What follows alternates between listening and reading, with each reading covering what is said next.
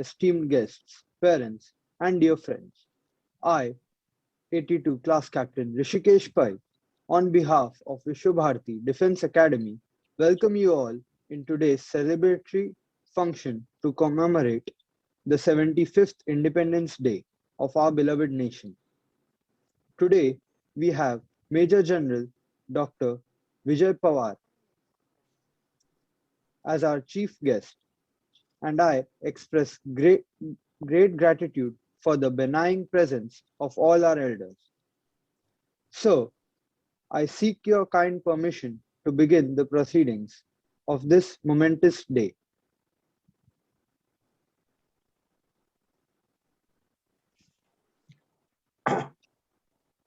I think this is on unmute. So can you start, sir? Sure. Rishikesh can start. Yes, sir. Now, Yes, I'd like please start. all of Please start. now, yes, thank you, sir. Now, I request all of you to stand up for the national anthem.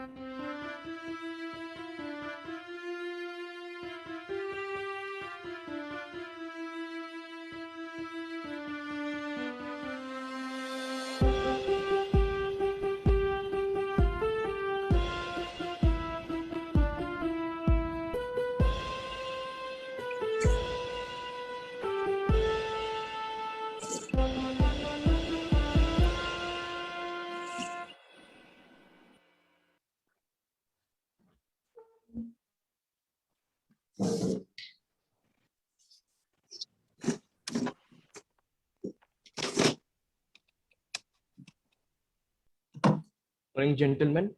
I am 101 Class Vice Captain Shikhar Shohare. Today, 15th of August, we commemorate and celebrate our 75th Independence Day from United Kingdom. Like every year, the tricolor is hosted from Red Fort by our Prime Minister. The history of India and its independence is an epic in the freedom fight and challenge to destiny. With the beginning of a new era, each year India tries to unfold itself with vibrant hues of pomp, progress, and perseverance.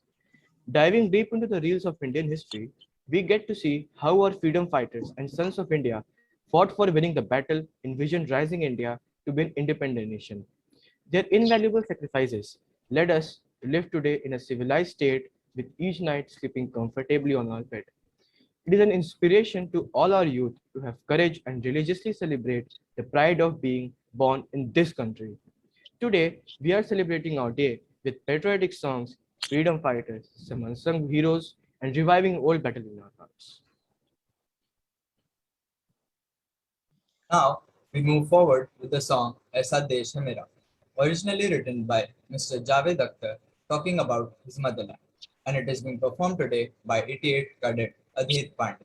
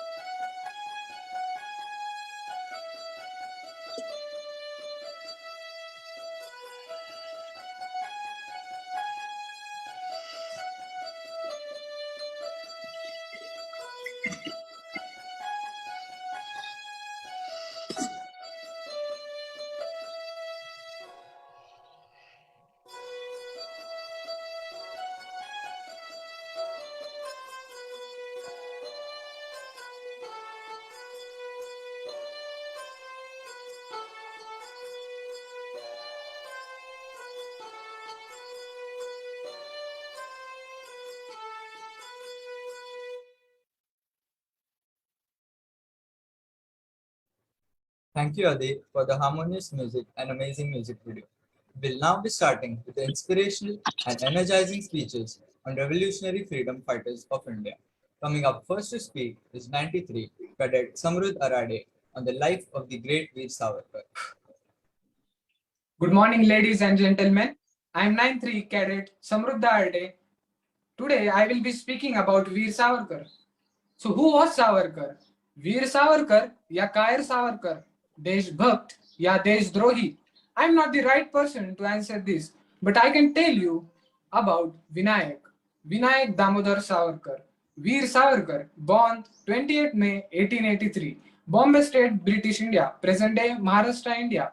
He was the poet by profession. Veer Savarkar was Brahmin from the caste. Being a Brahmin, he used to say, Hinduism is not a religion, but a geographical and a cultural identity. He believed Hinduism is a way of life and religion is a Western concept. He opened many temples in Maharashtra for all caste peoples. Story of India House, a political activism against the British in their own house, London. Lala Lajpat Rai was the member of the India House, and also Veer Savarkar was one of them. He was the first person to ask about Purna Swaraj. Vinayak wrote many books. The Indian War of Independence 1857 was one of it. This book became guidebook for all the Indian revolutionaries Bhagat Singh, Raj Bihari Ghosh, Chandrasekhar Azad. Vinayak was the most wanted criminal in the British Raj. But his crime was his weapon. And his weapon wasn't the gun. His weapon was his pen. He was arrested as he was found supplying guns to Indian revolutionaries. He was given with a punishment of 2 life sentences of 25 years back to back in Andaman Cellular Jail. Life there was worse than hell. Watching religious discrimination in jail, he failed to get out from jail for the sake of all the prisoners, for the sake of the country. Thus gave mercy petition. He did whatever he could to get out from the jail. He tried so many times, but he couldn't make it. Thus, he was kept in Kalapani. In jail, he was the leader of the prisoners. He always used to say, even prisoners have the right. In the toughest time in Kalapani, he never forget to write poem, as he was the poet. But people never talk about it. People think we got independence without going to the war against British, but actually there was a war, an underground war. We have chapters on Ahimsa, Satyagraha, whereas Bhagat Singh, Bose were just on a punchline. They are lost somewhere. I want you guys to remember to never ever forget these diamonds. Usually, it takes a little maturity to understand poetry. Similarly, we need the same maturity to understand this forgetting Jain, Subhash Chandra Bose, Bhagat Singh, Raj Bihari Bose, Veer Savarkar, because after all, Veer Savarkar was a poet and his life was his biggest poem. Jai Hind. Coming up next is 103 Cadet V.B. Arjun on Raj Bihari Bose, who was honored the Second Order of Merit of the Rising Sun by the Japanese government in 1943. Good morning, ladies and gentlemen. I am 103 Cadet V.B. Arjun. Today I am going to tell about one of the greatest Indian revolutionary, that is Raj Bihari Bose. Raj Bihari Bose was one of the key organizers of plan to assassinate Lord Charles Hardinge. Raj Bihari Bose played a crucial role in Kharkar Revolution, a plan to attack British Army from the inside. Raj Bihari Bose was the founding father of Indian National Army, Azad Hind Fauj, that Subhash Chandra Bose was capitalized on later. Early life of Raj Bihari Bose. Raj Bihari Bose was born on May 25, 1886 in village Subalda, Bardhaman district in province of Bengal. His mother passed away in 1889 when Raj Bihari was still a baby. He was brought up thereafter by his maternal aunt Vama Sundar. The French Revolution of 1789 had a deep impact on Raj Bihari. Raj Bihari Bose was not a very attentive student. He was a daydreamer. His mind preoccupied with revolutionary ideas. He was more interested in his physical powers than his studies. Roots of patriotism in Raj Bihari Bose. Raj Bihari Bose got hold of a well-known revolutionary novel called Ananda Math, A Bay of Bliss, written by noted Bengali novelist, the poet and thinker Bankim Chandra Chatterjee. He read nationalistic speeches by orator and revolutionary Surendranath Banerjee and Swami Vivekananda. The famous bomb attack on Lord Hardinge by Rash Bihari Bose.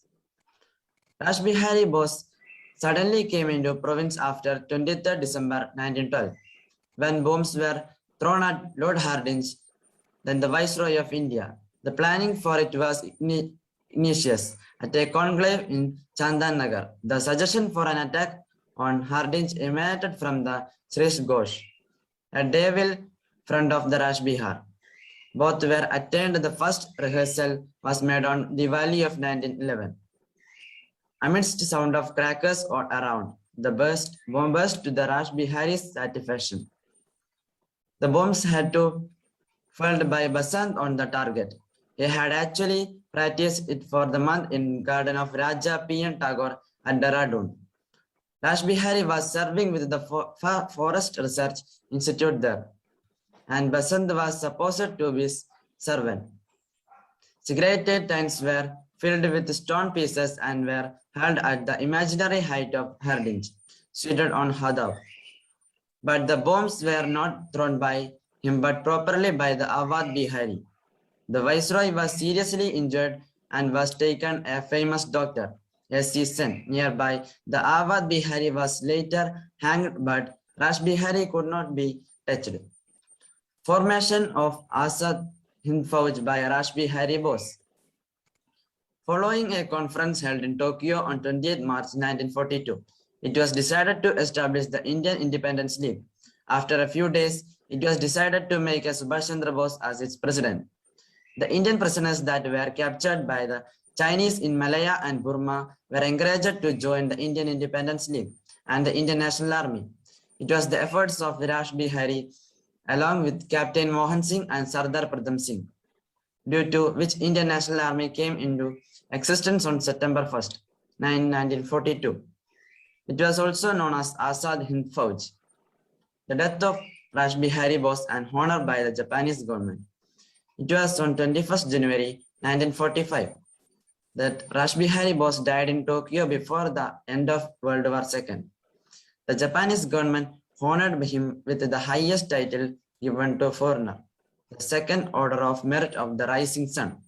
Jai Hind. Lastly, we have 128 Cadet Chirag Tasgaonkar speaking on the dauntless and valorous deeds of Bhagat Singh, also known as Shaheed-e-Azam.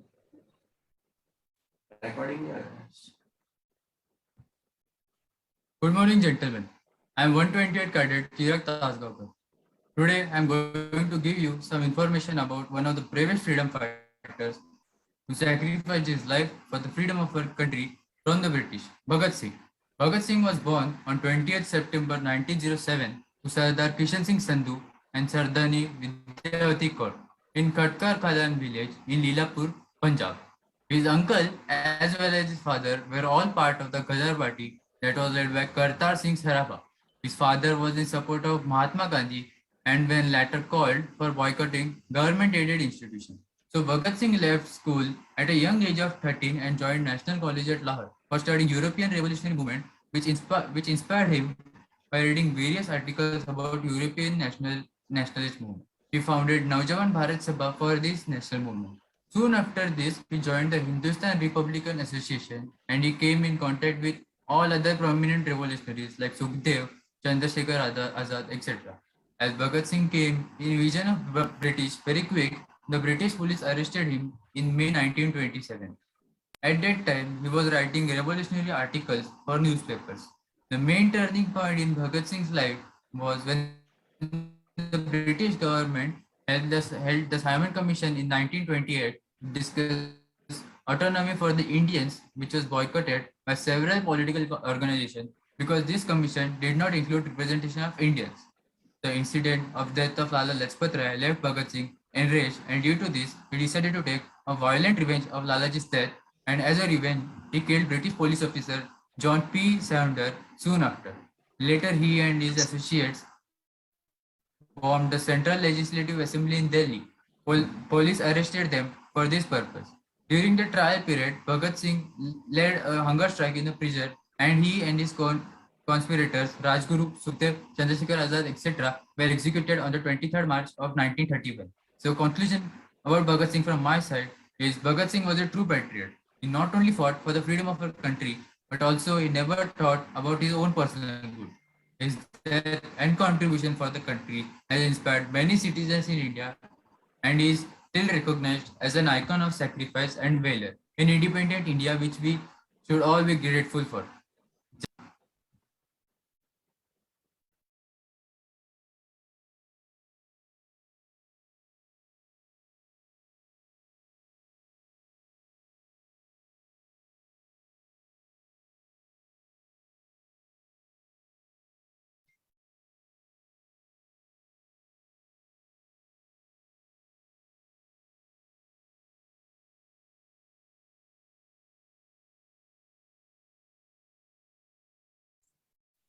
Thank you, Samrud, V.V. Arjun, and Chirag for your speeches on revolutionary freedom fighters.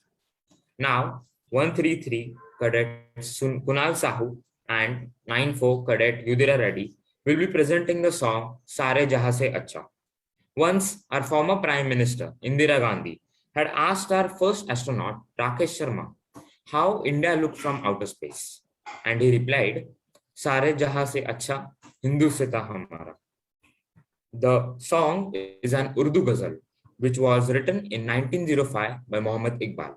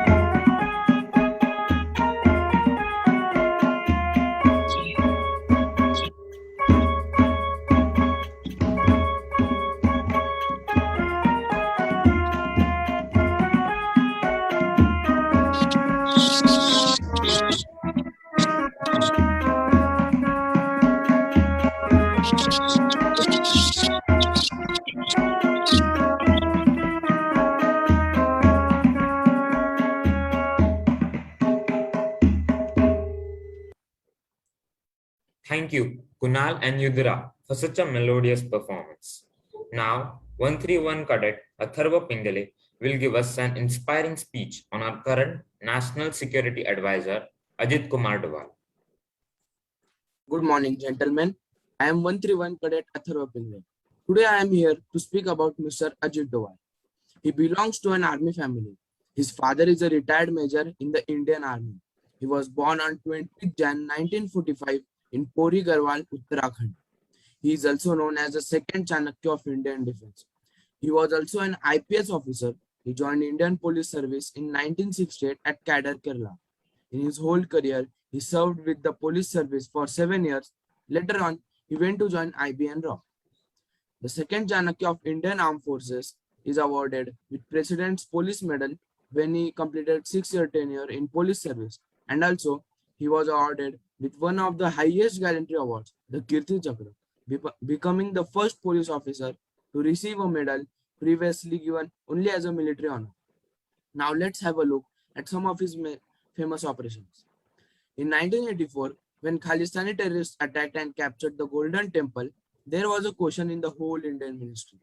Who will go and handle the situation, as the situation was very sensitive? Ajit Doval came ahead and volunteered to handle that situation.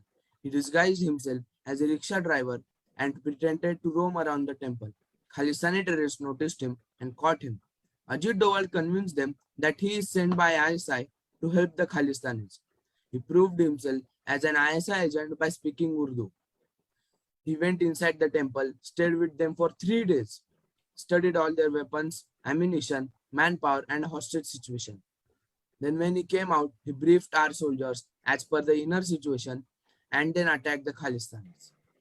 The military commandos freed the temple with 0 casualties at the end of the mission. Then later, this mission was known as Operation Pustar. That was quite the ride, wasn't it? Let's look at one more thrilling incident of Ajit Doval's career. Once militancy in Kashmir was on peak, there was a terrorist named Kukka Pare. First, he was a folk singer, so people followed him very much. He was funded by Pakistan. Pakistan gave him everything like arms, ammunition, money, etc. to create disruption in India. So Ajit Doval went to meet Kukka Pare. Ajit Doval made a special relation with Kukka Pare and made him comfortable. Then he convinced Kukka Pare that Pakistan is giving you nothing. He made him stand against the Pakistan-funded militants in Kashmir. Further, Ajit Doval made him stand in the elections in Kashmir and made him an MLA and made Kukka Pare's party strong. This was Mr. Ajit Doval. Here are some lines which would describe Mr. Ajit Doval. मुझे ना तन चाहिए ना धन चाहिए, बस अमन से भरा ये वतन चाहिए, और जब मरूं तो तिरंगे से लिपटा कफन चाहिए. जय Hind. Coming up next is 109 Cadet Sushant Deshmukh, who will give us an electrifying speech on the Kargil war hero Gyan Bahadur Taman. Good morning, gentlemen. I am 109 Cadet Sushant Deshmukh, want to share a story of a Kargil war hero. Field Marshal Sam Manekshaw once said, when a man says that he is not scared of dying, he is either lying or he is a Gorkha. Havaldar Gyan Bahadur Taman, part of 11 Gorkha infantry unit, that proved the Field Marshal right. Havaldar Gyan Bahadur Taman was part of CO's column of attack on the night during Operation Vijay in 1999. The heroic story of experts during the attack is exemplary. Gyan Bahadur Taman was ordered to move behind an enemy position to cut them off from the reinforcement. The enemy spotted the movement and in the firefight ensured Havaldar Gyan Bahadur and his body were separated from others. In the exchange of fire, both were hit, while his colleague made a supreme sacrifice. Gyan Bahadur Taman was felled backwards and rolled downhill some 20 meters from he passed out with blood oozing from his neck. A light diesel revived him the next morning, and he came up to sense the sound of automatic weapon and artillery shells landing all around him. He was soon spotted, and 8 Pakistani soldiers began to fire on him with their AK-47 assault rifles. While he dashed around from one blunder to another, displaying remarkable shooting skills under extreme pressure with the utmost fire discipline, Gyan Bahadur Taman shot dead 3 Pakistanis. The next morning, he woke up with startling 2 Pakistani soldiers who quickly turned on him and asked him to surrender at a gunpoint. Displaying remarkable presence of mind, He employed the oldest rush in the world by yelling and waving at the imaginary point behind the Pakistanis. As they turned around, he pulled out his kukri and stilled their throat with two drift fishes. However, the commotion brought out more Pakistanis and Hawaldar Gyan Bahadur was fired upon for more than a half hour from several directions. He dived into small depression and waited with the breath of the firing to be end. After some time, two Pakistani, including JOC, cautiously come approach. Uh, Pretending to be dead, Gyan Bahadur Tamang lay absolutely still, his kukri hid under his body. As one of the Pakistani kicked him to see he was dead, he sprang at them with Jai Ma Kali, Ayo Ghor Kali, and before they pacified Pakistani could react, he hacked them to death, ran, rolled, jumped, and rolled downhill as bullets whistled around him. Hawaldar Gyan Bahadur woke up next morning, instead of daring, lacking strength to make another attempt to rejoin his battalion on Kalubar. He half walked and half stumbled downhill. He spotted two brutal Pakistanis walking towards him, carrying grenades and ammunition. There was nowhere to run. He hid behind a blunder to close the track, and with a superhuman effort, once again shouting the battle cry, pounced on them with ever-ready kukri. The Pakistani topped their loads and ran. The soldier of 911 Gorkha Rifle, while mopping up, found the bodies of all 7 Pakistani soldiers who fell to Gyan Bahadur's kukri. Hawaldar Gyan Bahadur Tamang was awarded Sena Medal for displaying exemplary bravery and courage during Kargil War. Thank you and Jai Hind. Last but not the least, 135 Cadet Yash Patgaonkar will incite us with his speech on the first ever war disabled officer to command a battalion and a brigade. His name is Major General Ian Cardozo. Good morning, gentlemen. I am 135 Cadet Yash Ramchandra Patgaonkar, and thank you for giving me such a great opportunity to speak on our 75th Independence Day of our country. And today, I am going to tell you a great story of a great warrior, Major General Ian Cardozo. The year was 1971, and India was waging war with Pakistan to help expedite the liberation of Bangladesh, while his battalion, the 4-5 Gorkha Rifles, was deployed in what then was eastern Pakistan. Major General Cardozo, who was a major at that time, was enrolled with a course at the Defence Services Staff College in Wellington, Tamil Nadu. Following the death of officer who was second in the command of the battalion and immediate replacement to be found, the concerned official zeroed in on Major Cardozo. His posting was cancelled and he was ordered to leave immediately. His timely arrival was immense to help the battalion, which was severely short on manpower. Through a swift military offense that lasted only 13 days, India successfully defeated Pakistan and liberated Bangladesh. It was during this time Major earned the nickname Kartu Sahab, as soldiers in his battalion couldn't pronounce his name. This was also the war that witnessed Indian Army's first ever heliborne operation.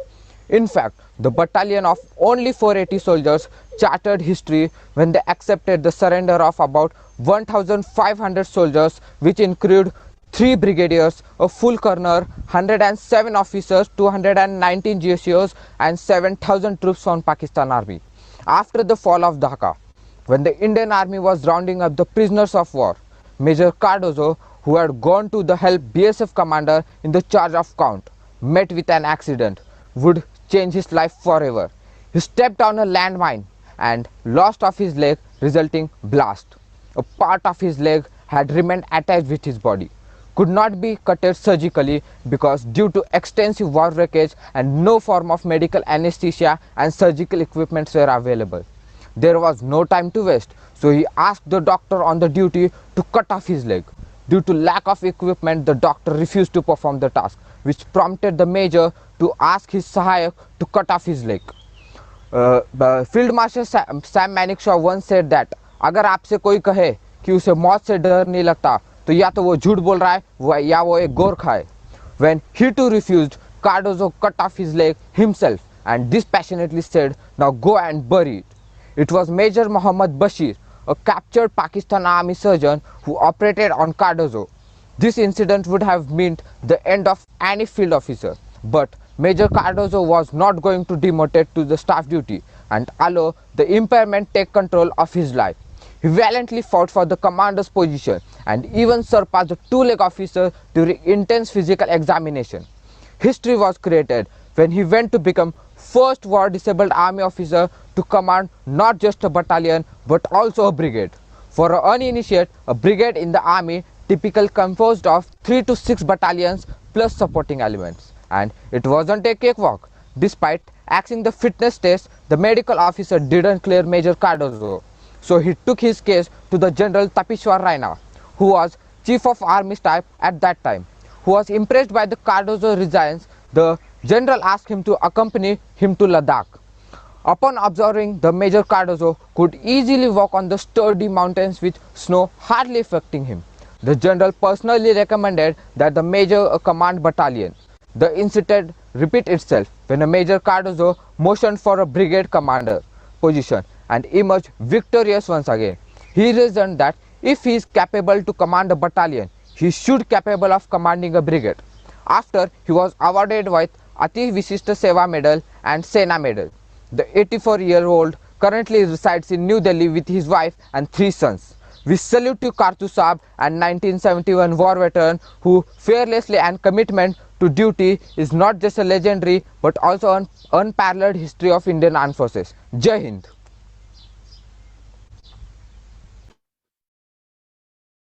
Thank you, Atharva Pingle, Sushant Deshmukh, and Yash Padgaonkar on your motivational and uplifting speech of unsung warriors and heroes.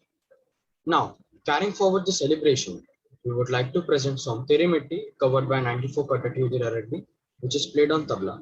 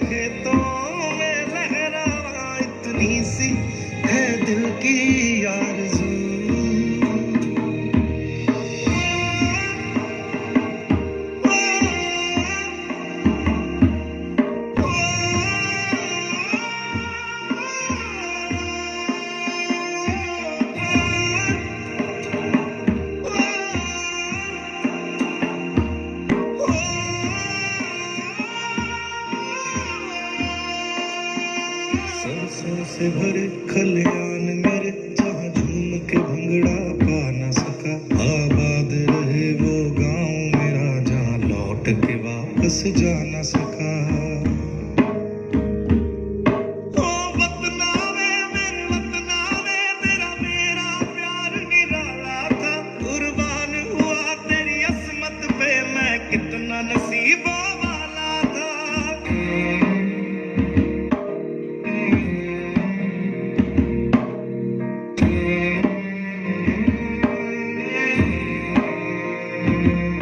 तेरी मिट्टी में मिल जावा गुल बन के मैं खिल जावा इतनी सी है दिल की आरज़ू तेरी नदियों में बह जावा तेरे खेतों में लहरावा इतनी सी है दिल की आरज़ू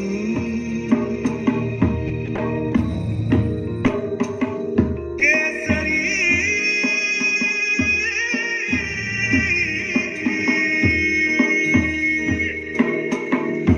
ओ हीर मेरी तू हंसती रहे तेरी आंख घड़ी भर नम ना हो मैं मरता था जिस मुखड़े पे कभी उसका उजाला कम ना हो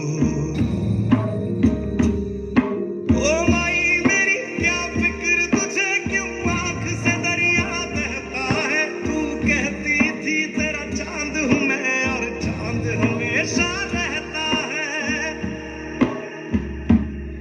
तेरी मिट्टी में मिल जावा गुल बन के मैं खिल जावा इतनी सी है दिल की आरज़ू तेरी नदियों में बह जावा तेरी फसलों में लहरावा इतनी सी है दिल की आरज़ू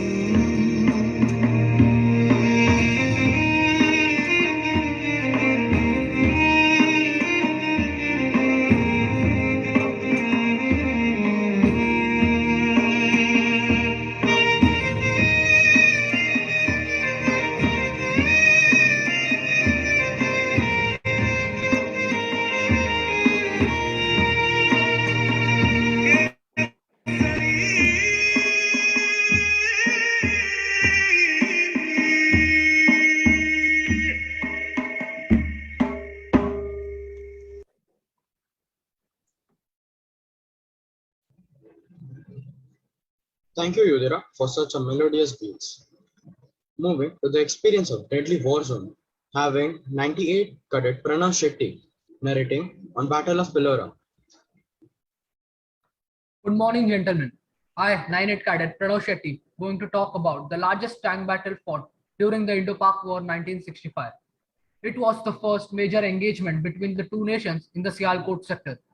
The battle started on 10 September when Indian troops launched a massive attack at the Sialkot sector.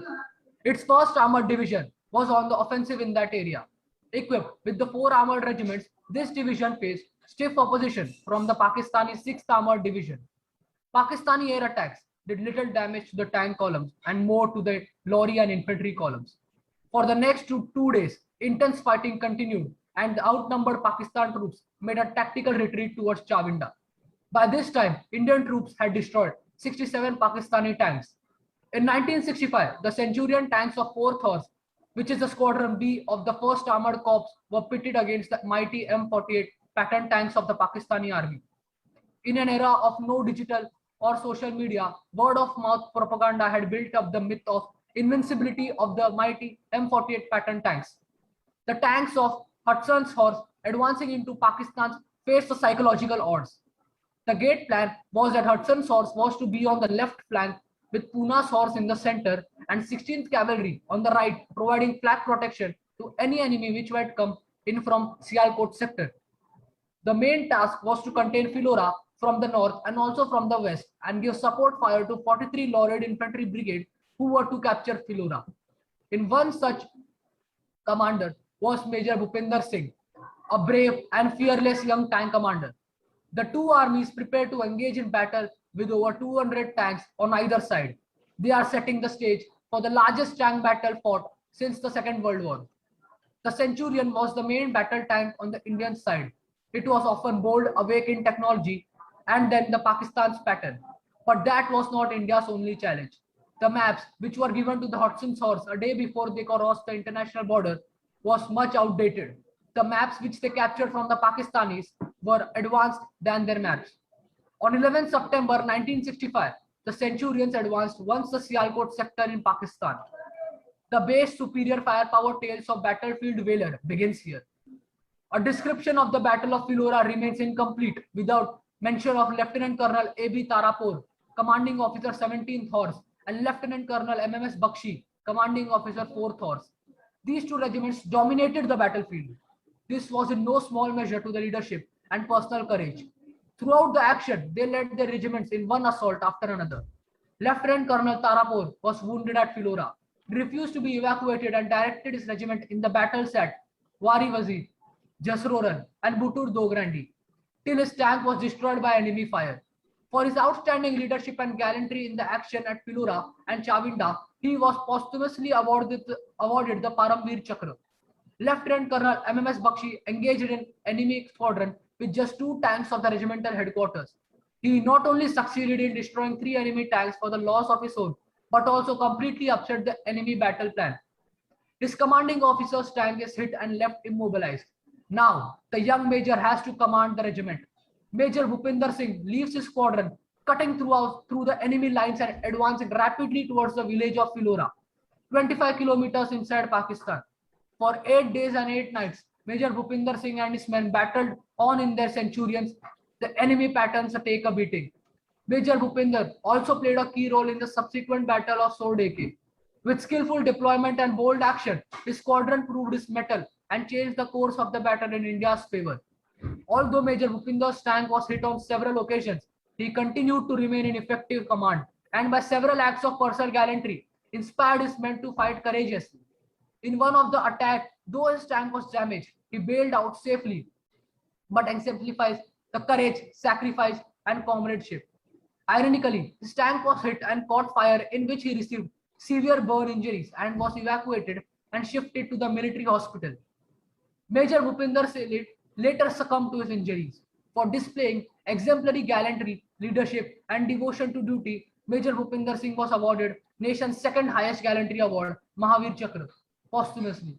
On 12 September, the battle ended in a decisive victory for the Indian Army, with the Pakistani forces retreating and regrouping to put up a last stand at Chavinda.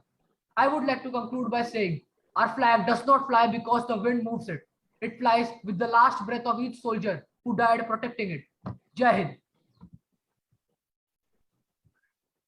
Having 140 Arya Avdi for courageous speech on Paika Rebellion. Good morning, gentlemen. I, Arya Narendra Avdi, Cadet 140, is here to deliver his speech about Paika Rebellion, which was technically the first step toward the independence. What do you all think? What was the first war of independence? Was it Indian unity? No. It was Paika Rebellion in 1817.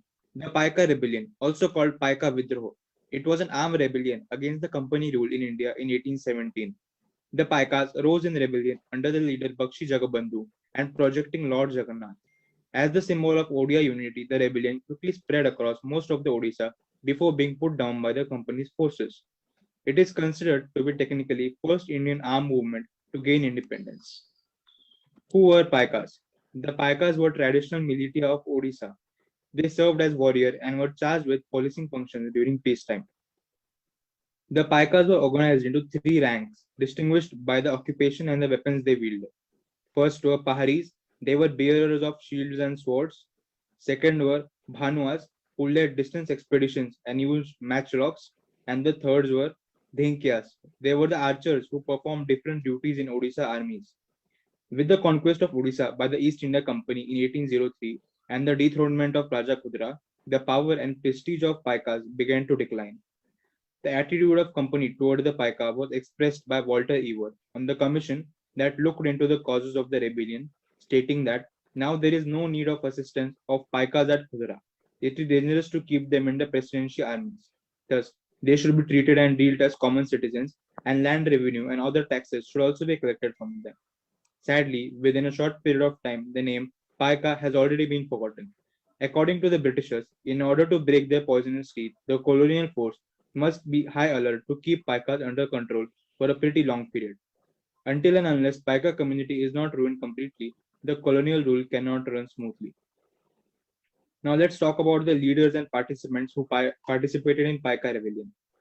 The Paika rebellion was led by Bakshi Jagabandhu, the former Bakshi or commander of forces of Raja Kudra. Jagabandhu's family estate of Kila Roang was taken over by the East India Company in 1814, reducing him to penury. When the rebellion broke out in March 1817, the Paikas came together under his leadership. Raja Mukunda Deva, the last king of Kudra, was another leader of Paika rebels. The rebellion enjoyed widespread support in Oriya society with feudal chiefs, zamindars, and common people of Odisha participating in it. The zamindars of Kharipur, Mirchpur, Golra, Balrampur, Bundanareka also supported the Paikas. While the rebellion started from Bandapur and Kudra, it quickly spread to the other parts of Odisha. Now, the most important point, what was the cause of the rebellion? The origins of the Paika rebellion lay in several social, economic, and political causes. Odisha had 4 ports for trading, with a network of region involving millions of traders. However, the East India Company, to protect their own monopolies, closed these ports for trade, alienating large swathes of local population. The East India Company alienated the Paikas, who took over the hereditary rent-free lands granted to them after the conquest of Kudra. The Paikas were also subjugated to extortion by the company administration and its servants. The extortionist land revenue policy of the company affected the peasants and zamindars alike. A source of much consideration for the common people was the rise in price of salt due to taxes imposed on it by the company's administration. The East India Company also abolished the system of Kauri currency that has existed in Orissa prior to its conquest and required that all taxes now to be paid in silver. This caused a popular hardship and discontent. In 1804, the Raja of Khudra planned a rebellion against the company in alliance with Paikas, but soon the plot was discovered and Raja's territory was confiscated. This was all about Paika rebellion. I hope you all like it. Jai Hind. Last but not the least, on a top of interest in operation, having 83 Cadet Anish Shinde speaking on Operation Thunderbolt. Good morning, everyone. I am Cadet Anish Shinde. My chest number is 83. So today I am going to give a speech on Operation Thunderbolt. Operation Entebbe or Operation Thunderbolt was a successful counter-terrorist hostage rescue mission carried out by commandos of the Israel Defense Forces, that is IDF, at Entebbe Airport in Uganda on 4 July 1976. A week earlier, on 27 June, an Air France Airbus A300 jet airliner with 248 passengers had been hijacked by 2 members of the Popular Front for the Liberation of Palestine external operations under the orders of Wadi Haddad, who had earlier broken away from the PFLP of George Habash and 2 members of the German revolutionary cells. The hijackers had the stated operative to free 40 Palestinian and affiliated militants imprisoned in Israel and 13 prisoners in 4 other countries in exchange for the hostages. The flight, which had originated in Tel Aviv with the destination of Paris, was diverted after a stopover in Athens via Benghazi to Entebbe, the main airport of Uganda. The Ugandan government supported the hijackers. The dictator Idi Amin, who had been informed of the hijacking from the beginning, personally welcomed them. After moving all hostages from the aircraft to a disused airport building, the hijackers separated all Israelis and several non-Israeli chiefs from the larger group and forced them into a separate room. Over the following 2 days, 148 non-Israeli hostages were released and flown out to Paris. 94 mainly Israeli passengers, along with 12 members Air France crew, remained as hostages and were threatened with death. The operation took place at night. The Israeli transport planes carried 100 commandos over 4,000 kilometers to Uganda for the rescue operation. The operation, which took a week of planning, lasted 90 minutes. Of the 106 remaining hostages, 102 were rescued and 3 were killed. Thank you. Jai Hind.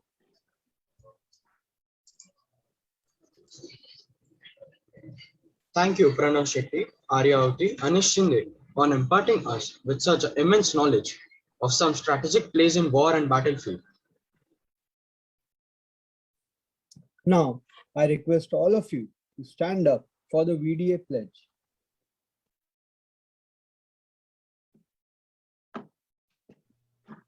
Morning, gentlemen. I am 81 Cadet Kshitij D, here to deliver today's VDA pledge.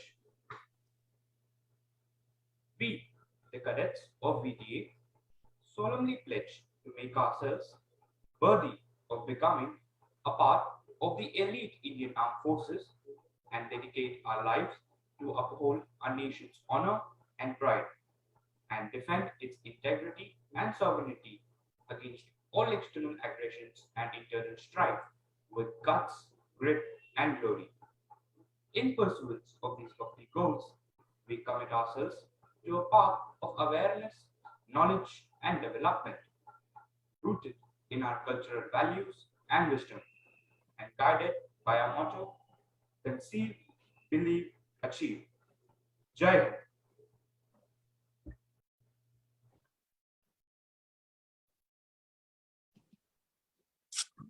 We would now like to present the national song of India, Vande Mataram, played by Cadet Anand Tokekar on his flute.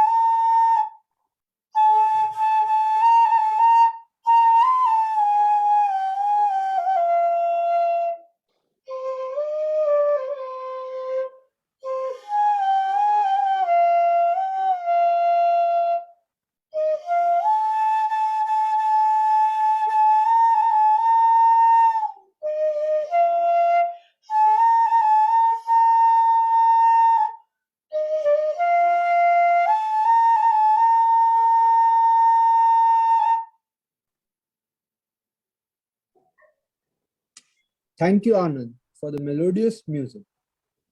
Now, it's a great privilege and honor for me to introduce our chief guest, who has a long list of achievements and recognitions to his credit. However, with your permission, sir, for the purpose of better comprehension, I shall keep the introduction brief. Major General Dr. Vijay Pawar has received the Ati Vishishta Seva Medal and the Vishishta Seva Medal. He is an engineer, management guru, social entrepreneur, and patron of various institutions. He is a highly decorated soldier and a war veteran. He has immense and valuable experience to draw from. He has served in the Indian Army for 37 long years and continues to serve the society through various institutions. He is truly an inspiration for all of us and for many more generations to come. I, on behalf of our academy, request him to shower us with his wisdom and blessings and show us the honorable and righteous path to lead a meaningful life. Please give a huge round of applause to welcome Major General Dr. Vijay Pawar.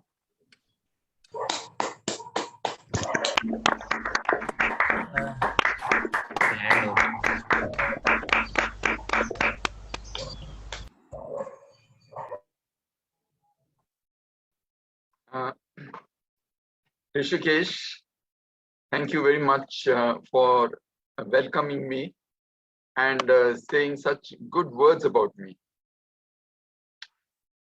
Colonel Subhash Paul and all members of Vishwakarma Defense Academy, VDA. First of all, my greetings and best wishes to each one of you on this Independence Day 2021. As we all have been doing since morning, on this day, we must remember all those individuals, all those personalities who have done us great to get us the independence. Rightly so, I must make a mention that today's selection of your talks on various personalities, the songs that you sang, and whatever was portrayed was apt, exactly which is required for the day. And I congratulate all the cadets who took part in this. I hope you can hear me. Just raise your hand. Okay, fine. And we have the whole day today and the whole year to talk about all such like people if you are not able to cover them all.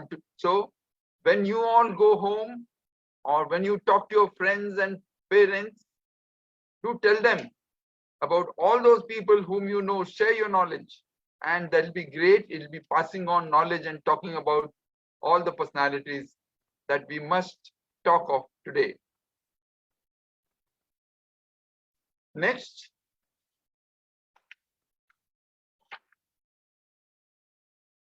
I would, without any hesitation, say that in the last 75 years, we have made tremendous progress in all fields. And the major ones, if I have to talk about, the industry, finance, commerce, defense production, and yes, there are so many other fields that I could talk of. But today, we have still to work hard and reach the top. We are one of the leading countries in the world, and I'm certain you and we will take this point forward to make this country the great and continue with the progress that we have been achieving so far. To the cadets of VDC, I have a few special points, just 3 of them. The first one is congratulations to all the cadets for showing your inclination to join the armed forces, and particularly to join the armed forces as an officer, as I learned that you all are looking forward to join the National Defense Academy as an armed forces officer. That I must say,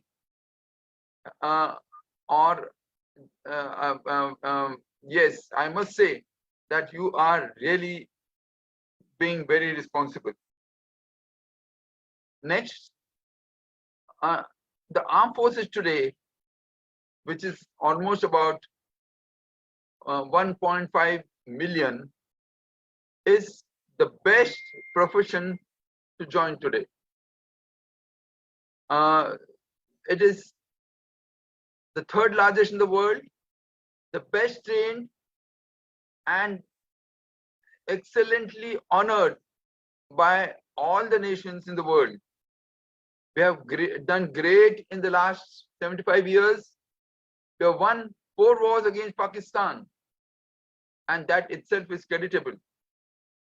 We are also celebrating this year the 50th anniversary of our 1971 operations, wherein we had taken 93,000 prisoners, the Pakistani prisoners, and it was that country, Pakistan, which had to surrender publicly to India, a thing which has never happened in the world so far. So your decision to join the armed forces is very good, and I compliment you for this. Third, take my advice that as you all are preparing to join NDA, as I said, one of the best institutions in the world to train officers, a word of caution, and that is each one of you will have to go through a lot of competition And I definitely do not want to scare you, but to remember the saying that there's nothing impossible. So you have to work hard, you have to prepare hard, and definitely ensure that you join the academy whenever your turn comes. And I'm certain the VDA, the great institution that I have known so far, will guide you on the right path. Finally, I must thank Colonel Kaur and the VDA management to have called me today. And Subhash, thank you so much. And I not only thank you, but the entire management for this excellent celebration of yours. Congratulations for that. And for me being with you on this Independence Day. Thank you so much. All the best to you. Thank you, sir.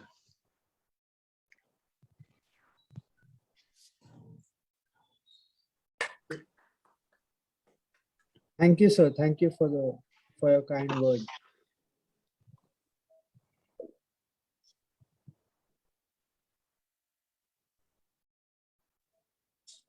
Colonel Subhash, sir, if you have any.